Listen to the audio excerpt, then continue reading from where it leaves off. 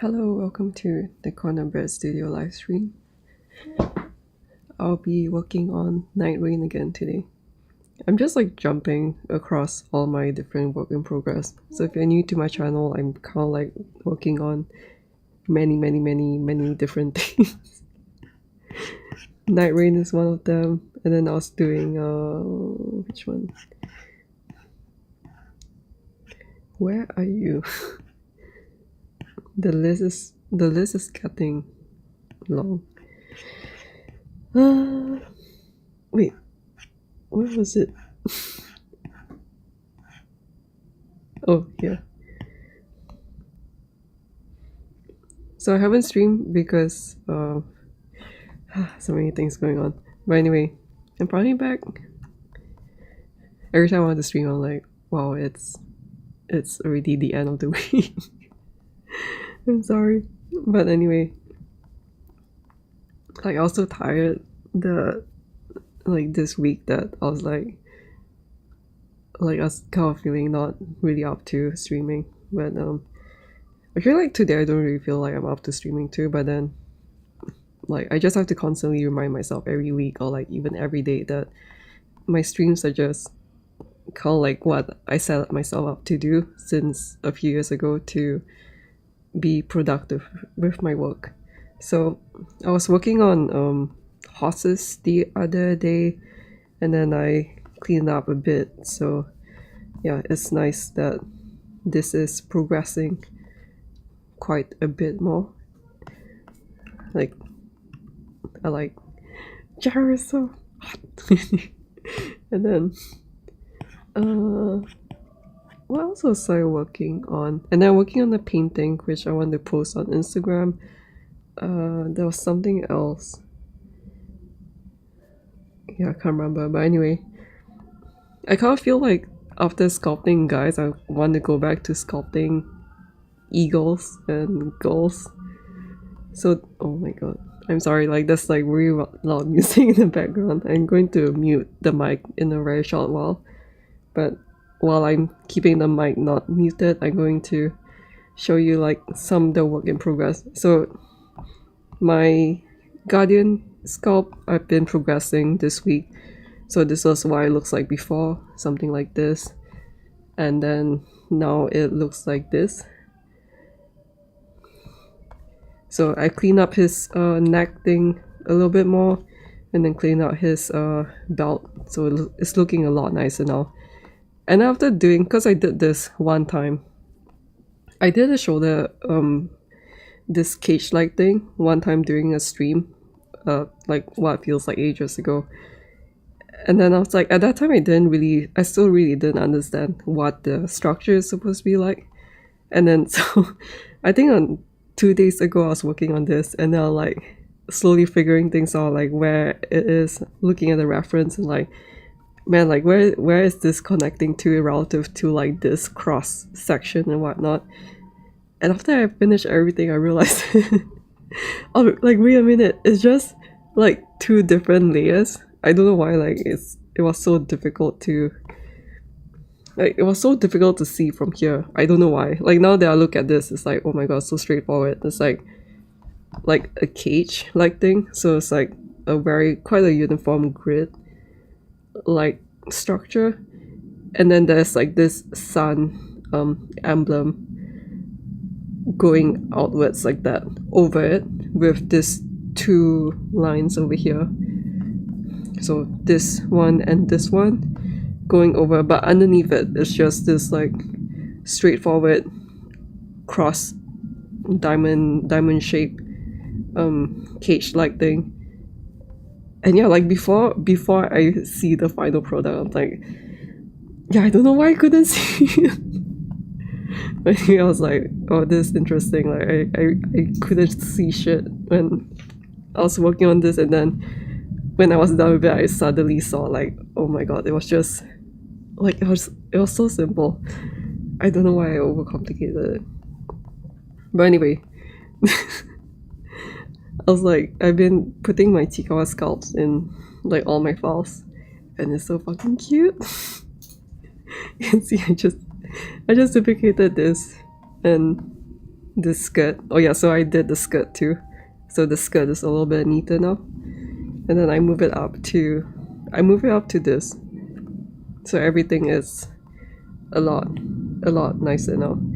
And then like I haven't touched the like this. Can I? Oh my god. Oops. Open too many files. Okay. So yeah, I haven't really sculpted her or anything when I started this. So like Guardian, I'm kind of progressing the most. Then I progress him a little bit more. Recluse, I guess, is like not too bad. Wait. So she's kind of like a little bit more ahead too. But Duchess, like I just haven't really worked on her yet. So yesterday I was working on building up her face because like her face was horrendous before this. Partly because I always feel like it's so fun to talk about these kind of things, although I feel like I can't really talk about these to anyone like in real life. So let me just talk about all these things that I find so interesting. But anyway, so like she has this mask on her face. So like when I came back to, so I've been like sculpting dudes and then sculpting the eagle, and then I'm like I want to go back to sculpting girls because I cannot stay motivated in doing one single thing at a time. So that's why I did yesterday. I was like cleaning her up. But before this, like she looks so horrendous, like like legit, like she looks really scary behind the mask because like, I think also because I wasn't really working on her face because of the mask. Like it was low priority. So like she kind of looked like, I don't know, she kind of looked like that or something, like scarier than this. Like I hit the mask and I'm like, oh my god, I really need to work on the face. So that's why I did yesterday. Although I feel like when it comes to sculpting things like this, like, you know, sometimes it just feels so much more straightforward to do work without streaming or like without talking over or like showing the work in progress to the screen. But today I feel a little bit more, I guess, comfortable showing like all the mistakes and process of sculpting her hair today. So that's what I'll be doing today. So yeah, anyway, so gorgeous, so fucking cute. Yeah, they're like my motivation. And can you stop? Oh my god. iPad OS, why do you keep doing this? So I'm going to keep my mic muted, but hello, raw 3D design. How she looked before. Let me see if I can find. I would say like she's not really, it doesn't really look that horrible, but it's just like in the scheme of like how I progress everyone else. So like it's like that, she was so scary. Oh my god. And like her face was like so pale. I'm just going to like, okay, now you see it. I'm just going to hide that face. But yeah, like the skin tone and all that was just like really pale. So something that I do, and I like to share like a learning point every stream, is that I just added some shades of like more yellow tone and red tones. So you can see this is a little bit more orange. Then somewhere here is like a little bit more towards yellow. So this is a little bit more towards the red tones, and then so I added like different shades of beige in a sense. And then yeah, it just gave her like a little bit more life than like previously when it's like just white like this. So yeah, I'm just glad I could get her to kind of like a decent step, because I think this is like kind of my first time sculpting a female face with like these like deep bridges and stuff. And in terms of like sculpting, because I prefer to sculpt like more kind of like more Asian features, or like features that's more similar to my facial features. So normally the way that I sculpt is like a flatter face with like less of these like this like blocked out. Wait, why is my wait?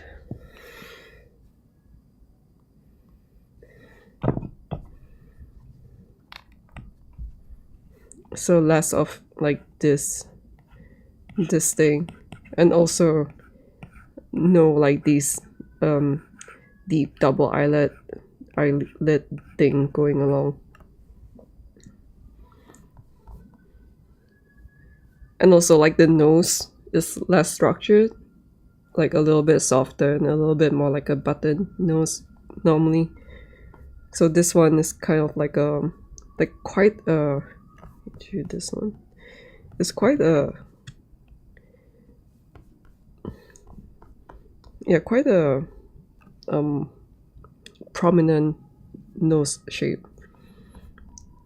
So I'm just glad that like the hours spent yesterday was quite productive in that sense. So I'm going to mute the mic and I'm just going to keep going with the hair. And if you guys have any questions about Nomad Sculpt or 3D sculpting in general, please ask me and I'll be really happy to help.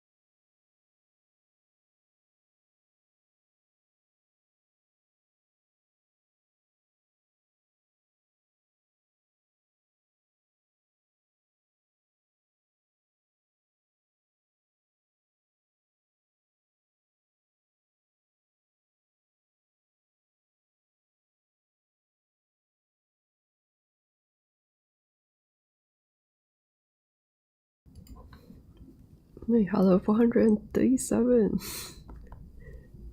Hope you all are doing well, and thanks for dropping by the stream.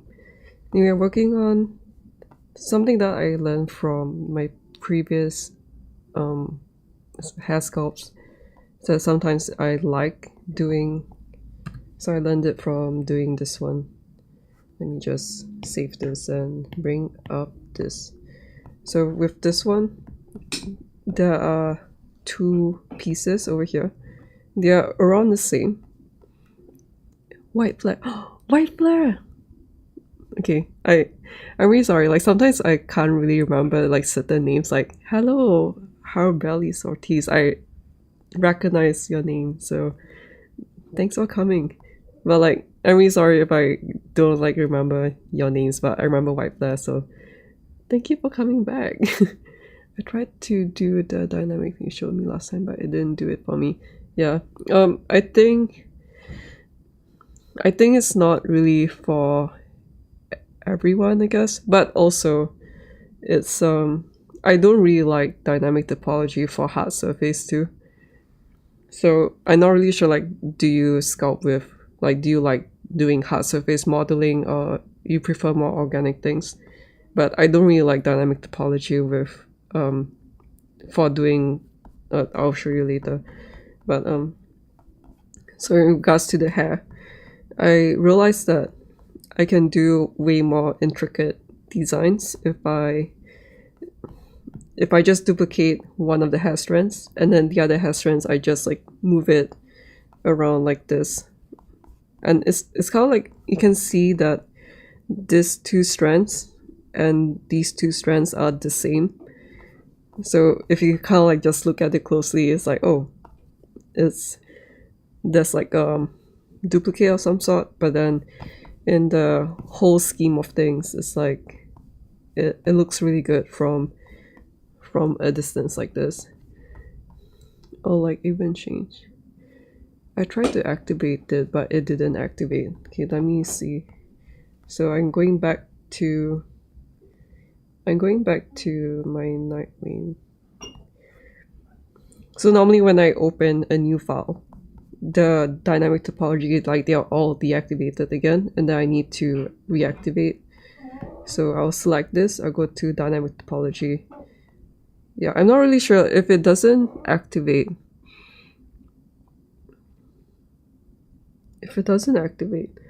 I'm not really sure, like, I guess it's very difficult to see without looking at the file itself. But normally what I would do is, let me just create a new object. If you have a new object like this, one of the things would be to check that it's validated, and then you go to this. I think if you don't validate it, you can't activate this. And then you validate this and go to the dynamic topology tab and enable this and say okay. And if I go down like to like 14% and I smooth this out and I turn on the wireframe, it should change. You can see like it's starting to change like that. So maybe you can see if it changes, if the wireframe changes for you when you do this. But other than that, I wouldn't really know like what is causing it. So like this, I will also activate it. Of course I'm using my macropad. Doesn't give me the notification. Well, if you're doing dynamic topology on like an object that doesn't have multi-resolution, then yes, like it wouldn't give you any like warning, because I don't have multi-res on this really. But let's say if I'm working on this object that has multi-resolution.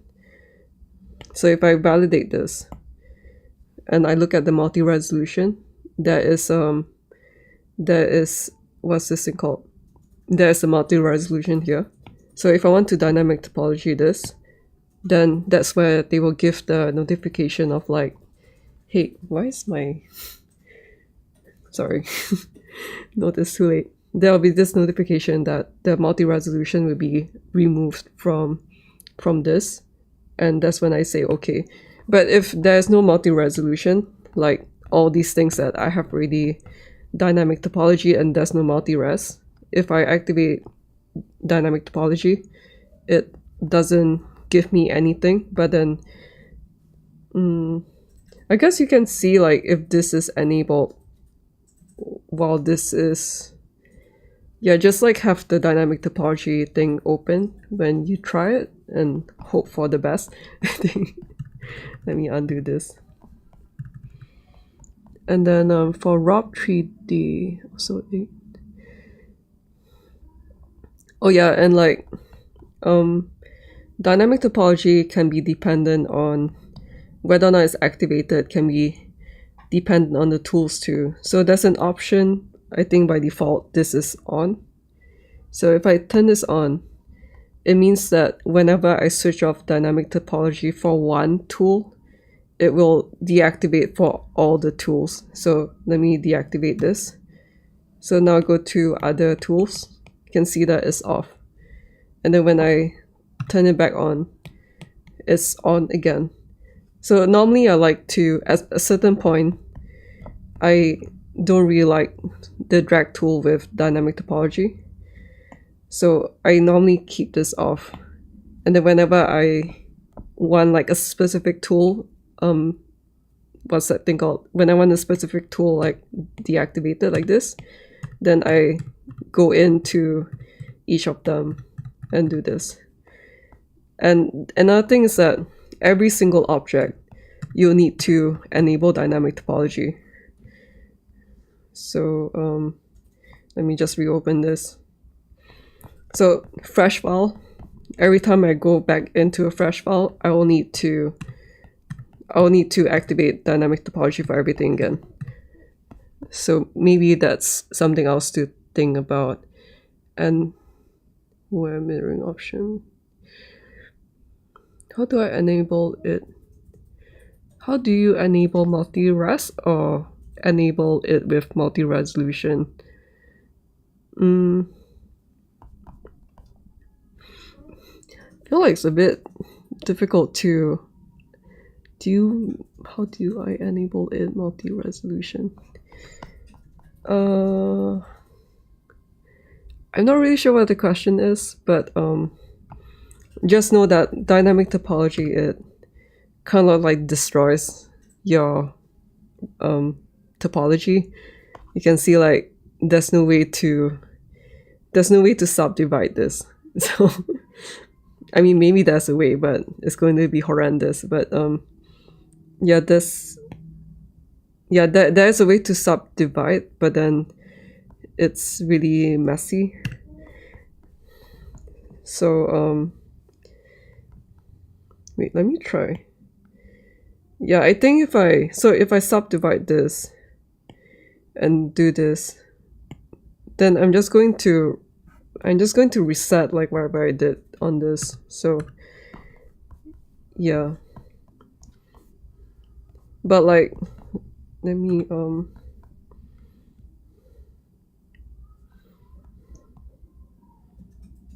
so if let's say I'm working on something like, if I'm working on something like this, then I do want to keep the, or something like this, I want to keep the subdivision. And then for things like this, I wouldn't activate dynamic topology on this.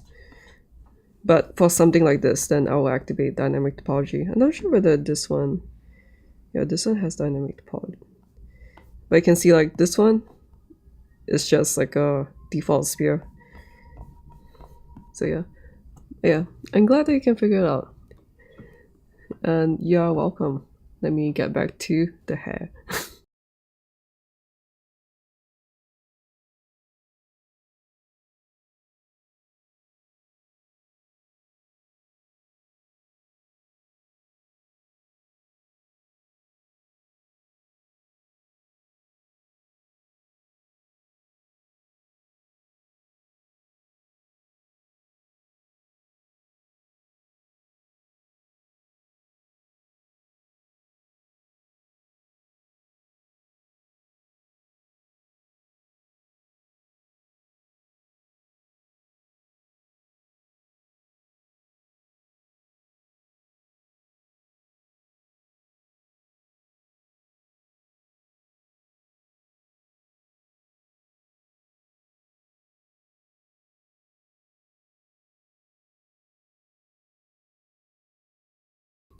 Oh, and don't be sorry for distracting. Like that's the whole point of live streaming while I do my work.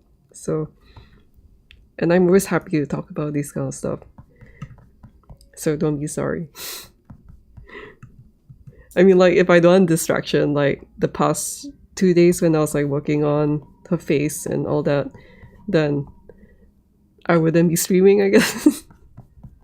But it's like, what's the point of streaming if like you don't want to interact with the chat, right? I feel like that's part of the fun of live streaming.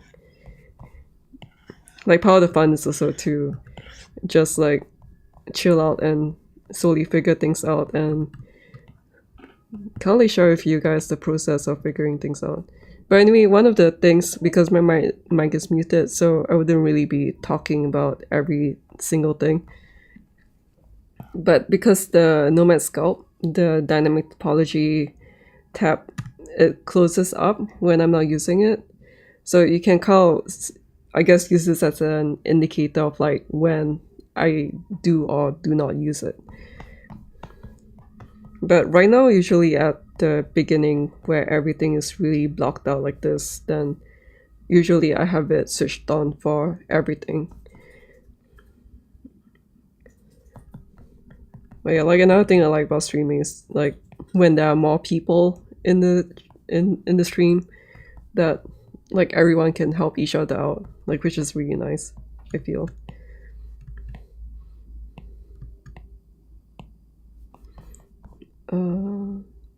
So yeah, I also have like I have a video of the Duchess on my screen where I'm using it for reference. So I'm looking at like her side view now, and that, yeah, I'm just using that as a reference for these things. But yeah, I feel like dynamic topology is such a, like, it's kind of a learning curve to get into it. Like the way that I got comfortable finally with dynamic topology, like I feel like even right now I'm not super comfortable with it when it comes to like sharp areas of details, or like where it needs to be a super deep crease and stuff. Like I'm not really comfortable with dynamic topology, like kind of removing the fine details in sculpt, especially when I go to the edges of the nose. So yeah, it's like always a learning process for me. Like there's always room to improve, there's always things to get better at. But yeah, the way that I got better at dynamic topology was just like sculpting a lot. And also like sculpting different things, because if let's say I'm just doing like a goal hit sculpt all the time and I only use dynamic topology like solely for sculpting goal faces, I feel like I don't really learn as much. But because I am always like I'm always sculpting like different things, like even like these guys. Let me just move these guys like here so that I can see them while I'm sculpting the hair. But because of that, when I sculpt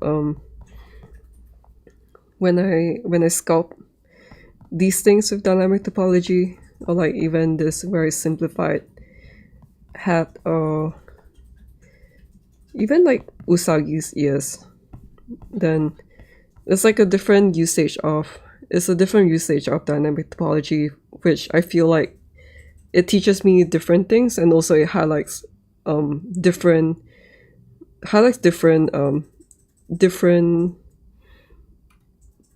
weaknesses in my sculpting abilities. All I've been doing is faces.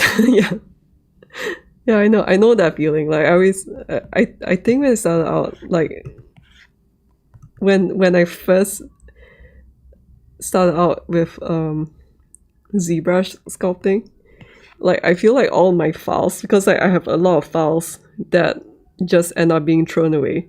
Like all my files are just female hit sculpts. Yeah. But also I sculpt all these things. Yeah, hello, I'm nothingness. Yes, I know, it's so fucking cute. But yeah, the reason why I sculpt these things anyway is because I like them. So if I don't like Chikawa, then there's no reason for me to sculpt Chikawa. So if so yeah, don't sculpt things like just because you're like, oh, someone else sculpted that. Like just I think it makes more sense to sculpt wherever that you feel like sculpting, because there's so many things that you can sculpt, so there's no point in sculpting something that you don't like. And I guess like I like so many things that like I feel I have the problem of I don't have time to sculpt every single thing that I like. Okay, I'm gonna split this one too.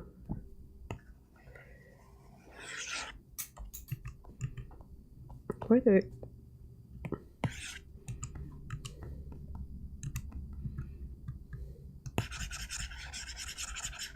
Okay, let me mute this again.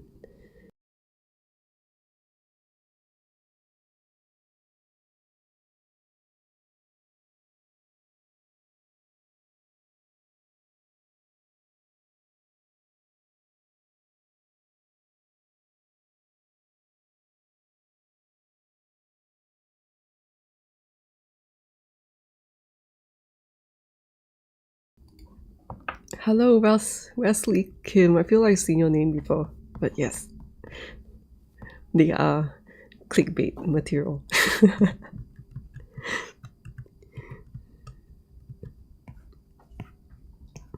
But I'm just doing my work, so nothing super interesting here, because it's not a time lapse or anything, and I'm just doing everything pretty slowly, quite chill out. And Usagi's blocking the way. But I guess the other thing of another reason why I like to do live streams is because I guess like no one around me does 3D sculpting or 3D art, or I mean people that I know. I mean, as an introvert who is really quiet about just like, if I don't talk about art, like I feel like I don't know what to talk about, and because of that, I cannot I struggle with social settings. But yeah, so like live streaming, I found over the years just gave me a really big opportunity to kind of like gather questions that you guys ask of me, and then I'll be like, I guess like a lot of things that maybe like sometimes when you work on something for too long, like I've been using dynamic topology for so many years, that I kind of start to forget what it's like at the beginning, like when I was struggling with it. So like having all these questions asked, especially with people who are new to all these tools and functions, like it helps like give me like a wake up call of like oh, like this was something that I used to struggle with, and then I feel like it really helps me with like I have a few video that I'm scripting. I'm just really scared of making videos right now. I don't know why, but yeah, like when it comes to scripting my videos, like it really helps me because I'll be like, oh, I recall that person asking me about this specific thing when it comes to this specific tool or like this workflow. I feel like it really helps me to you know, like formulate everything. Oh yeah, nah, very interesting. Oh, thank you. Thank you for finding my stream too. And yeah, I find I find all these super cool too, so that's why I like to stream about it, to show how cool it is to have Chikawa and Nightreign together, so that one day Chikawa and Nightreign collab will become real. But yeah, I'm going to mute the mic again.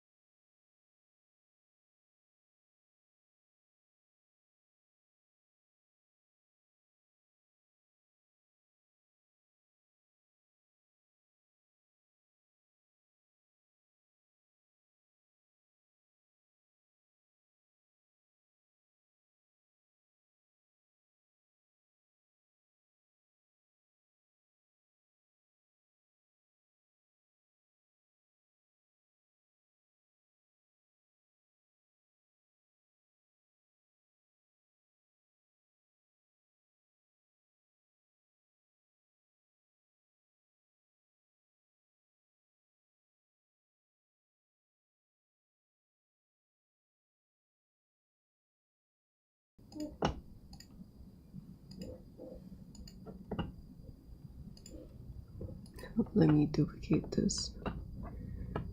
I'm still trying to organically, slowly figure out what I want to do with this. Let's duplicate.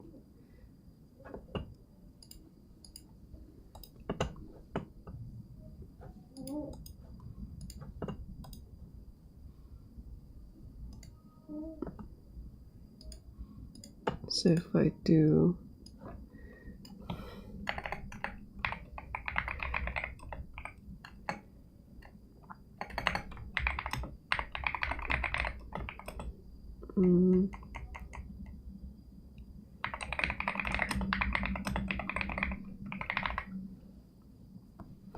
so I think this is kind of like picking what exactly does subdivide do. I'll show you. So with the mask, you notice that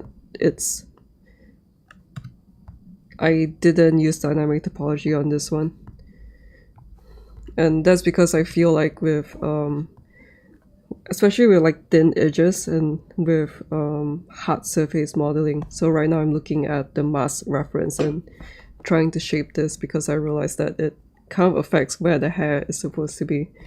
So I'll need to do this. Oh yeah, let me update this too. It feels so primitive. Mask.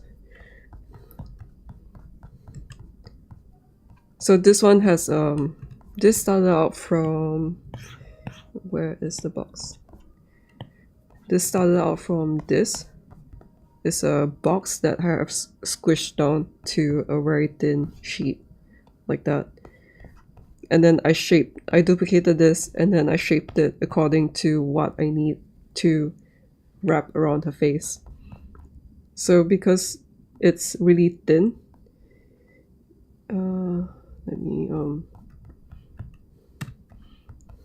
I find like with dynamic topology it's very difficult for me to keep like this nice uniformity,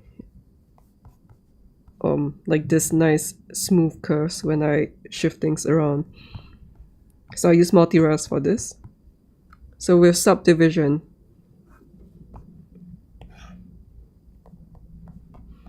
let me show the wireframe. With subdivision,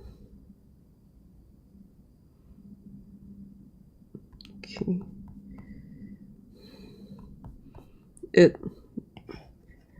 I don't really know how to explain it because I don't use it that much. But it will subdivide, will divide every face like that. So it will add more edge loops like this. If you go onto Blender and then you add the subdivision modifier, then you can see this on anything. So by right, it should be able to reverse it, but I think maybe because there's only one face over here, so it cannot reverse this. But then let's say if I can reverse the multi-res, then what it does would be to, it will create this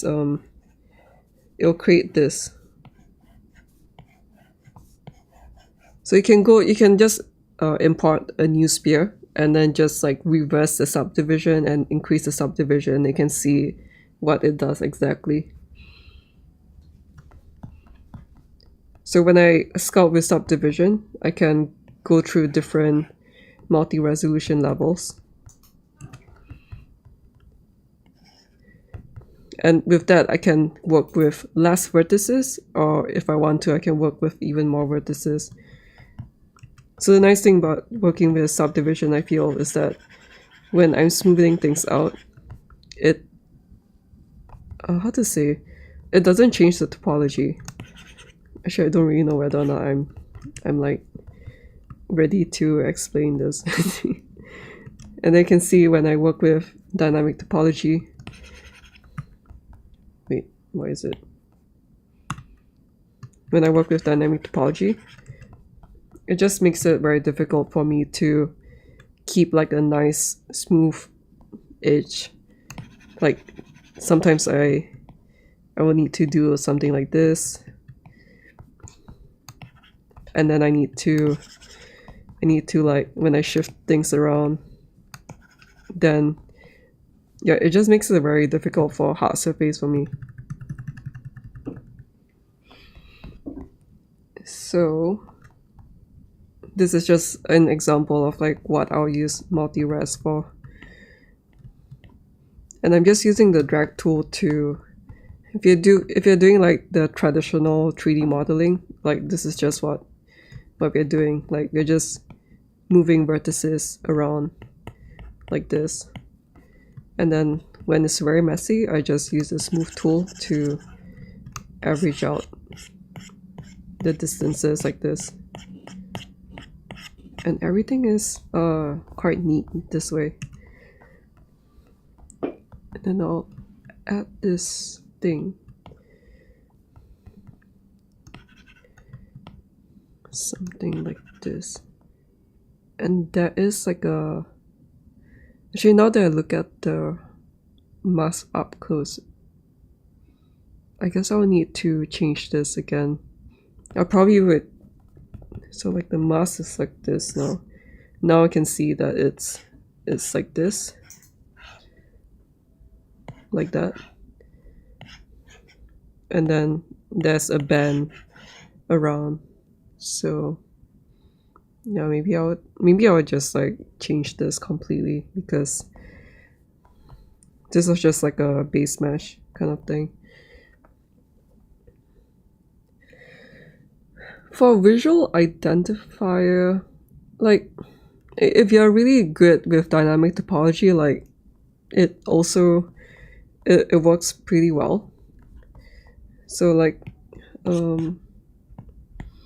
so the Guardian, like this thing, is a dynamic topology mesh. It doesn't have any more subdivision.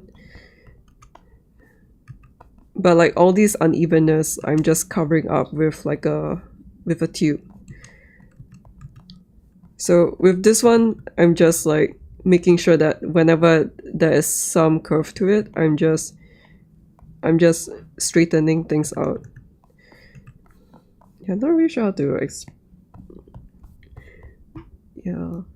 But yeah, it does help to maintain volume, because there's only so much that, like, let's say if I move it like that and then I smooth these out, it's very easy for me to revert back to the original volume of this mesh, because if I do this and I dynamic topology this, it's just going to add even more vertices, and then now the new volume is different. But the other benefit is that, let's say if I subdivide this further to make it smoother, like this. So I subdivide this one more, and then I'm finding this like very difficult to work with, then I can just go back to the lower subdivision and clean up the lines a bit, and then I can go back to a higher resolution mesh to fix the details of this. So it's very nice for like going back and forth and just taking things step by step like that.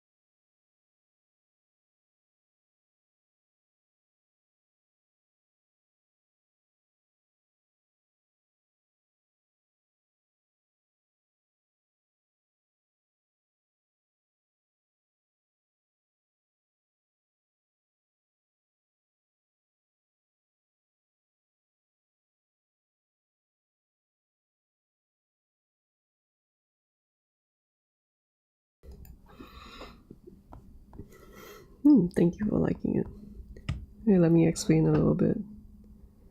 I think probably hot surface.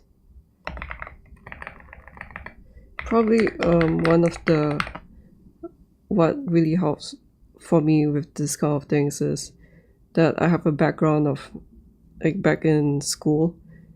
Like I would spend a lot of my free time like moving vertices and like making sure that my sculpt looks perfect. Like I'm like literally like spending like when people are playing games or like I guess meeting up with friends and stuff.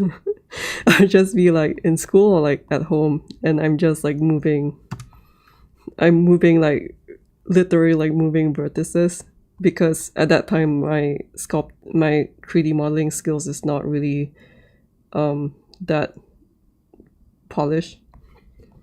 So the way that I got good at these things were literally just like sitting down all day and just like oh, this doesn't look good from here, and then I'm just like moving because I was using Maya at that time. And also Blender wasn't really that great yet at that point. Now Blender is like really awesome. But so the way that I think about how I want to make this shape, and I'll get back to the latest questions later, is I'm constantly like working with as low resolution as I can. And then I'm thinking in Nomad Sculpt you cannot see vertices. You just see them as like these intersections here. Like you're just gonna see this like that. You can't see the dots, and you cannot move the dots by itself. But if you zoom in close enough, you can use like the move tool, the drag tool to move things like that. To move vertices by itself like this. So when I want to make my corners sharp, I'm just like moving the vertices like this and then just smooth it out to smoothen out the distances between the vertices. Like I think this is a little bit I think this is a little bit more to like intermediate stuff really. But that was what I was doing. I was just like moving things around and then smoothing it out like that. And then when I'm finally done with the final shape of this, it's not super final. I think there's like some stuff that is not matching up to the actual reference. Like, I'm not sure whether the gap here is actually bigger. Let me just move this. Then when I'm happy with the overall shape of this, then I will bump up the resolution just like that. But sometimes when the resolution is really low, and let's say I want to smooth this thing like that, you can see like it moves really fast, and I feel like I cannot control that. So what I do is increase the resolution of this, and then when I smooth this out, you can see like it moves a lot slower. So I would say like how I decide like which level, subdivision level I'm at when I want to sculpt things would be just like whichever is the easiest for me. I just think about it like that. Because like when the resolution is too high, then it's very difficult for me to, I mean, this is not considered a high yet, but it's very difficult for me to like smooth out the planes. Whereas if I am here, if I just smooth it out a bit, and then the whole shape will be flattened out pretty easily.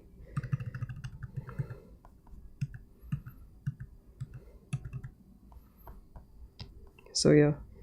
And something else that I learned from sculpting like other things is that it's just a lot. When I started out this mask sculpting, I started out from like a really long, like something like this. So this was what I started out with. Can you just open up? So I started out like this, and it's a lot harder to manipulate this shape like this. So what I did was to break it down to like a spear and then flatten the spear down and then turn it into different shapes and then look at the reference and then do the layering correctly. So like this one's in front of this one's in front of this one's in front of this. Something like that. And then everything else just follows. Let me just undo everything.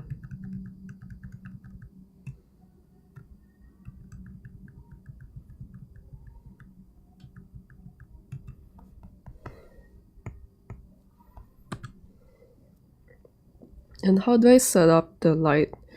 My light source.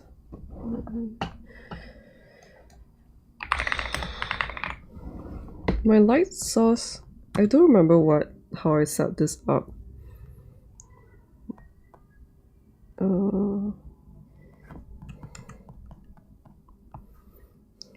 I use my kind of like work in progress Blender renders. Like this is my other project which I haven't posted yet, but I use this as like different images. Different images give a different result. Like if I use this, the result is quite different. If I use my other renders, then it changes the color too. So I was just like importing different images, and then I have these images as in these renders and test renders in my file for like the longest time. And somehow this one looks really good with this one. For the lights, I'm not really sure like what. I have this sunlight here. I have this sunlight over here that is a little bit orange. And then I have the like a blue color light coming in from the left. Oh no, I need to go soon. I have a blue one to the left. Where is it? Oh yeah, here. I have a blue light here. I have a pink light here. It's from my old file, so yeah, I don't remember why I did that, but I was thinking like it looks really nice. And then this one, the other stuff, I feel like it's probably like these settings. Yeah, like the tone mapping does quite a bit. But oh yeah, I have it here. I think it's this one. If I bring this up. So like I have this tutorial. I just put, I hope you can see on the screen. But the thumbnail looks like this. So I think I kind of explained it a bit, how I achieved this look from that tutorial. Then everything else is just the curvature really helps too. You can see like before and after the curvature. I think that's about it.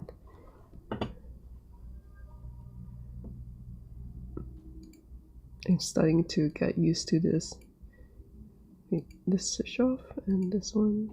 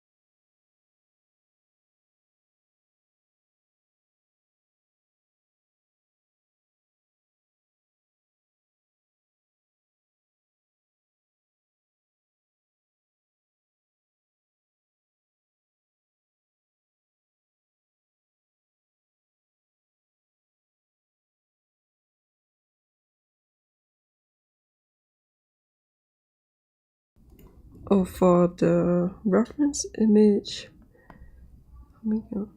there is this overlay feature here. So in Nomad Sculpt, it's increasing the opacity of the reference image to this.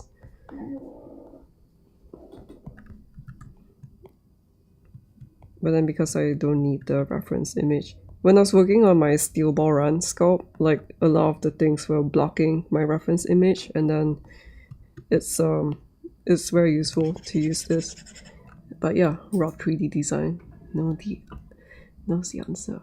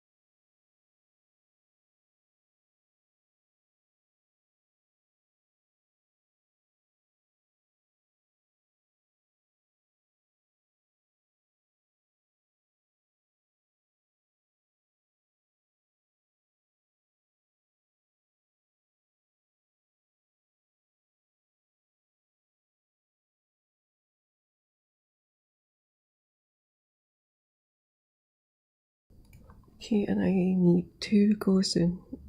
I guess I need to go right now. I'm not used to it. Well, yeah, it takes a bit getting used to too.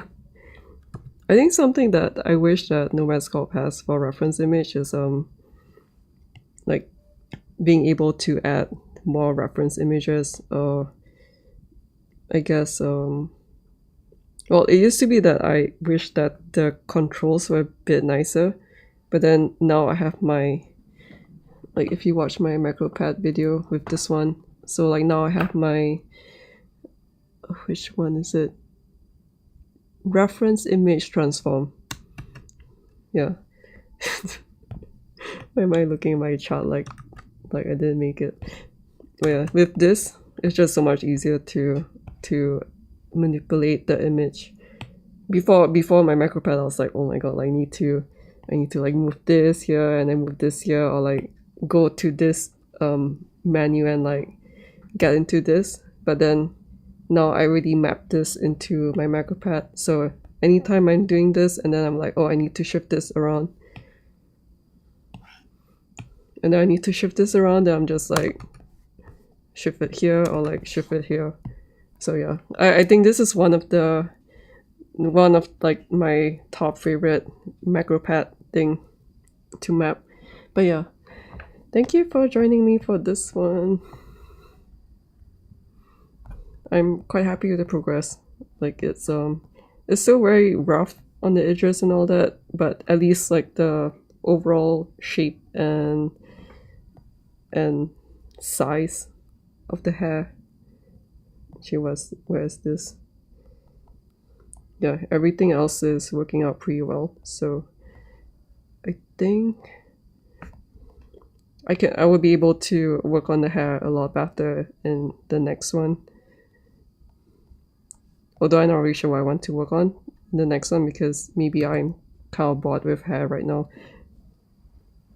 So yeah, thank you for tuning in, and I hope that Chikawa gives you happiness and the energy to get through the week. Oh yeah, it's already Thursday, yes. And I'll see you guys. If I don't stream tomorrow, I hope that you guys have a good weekend. So I'll see you soon. Bye.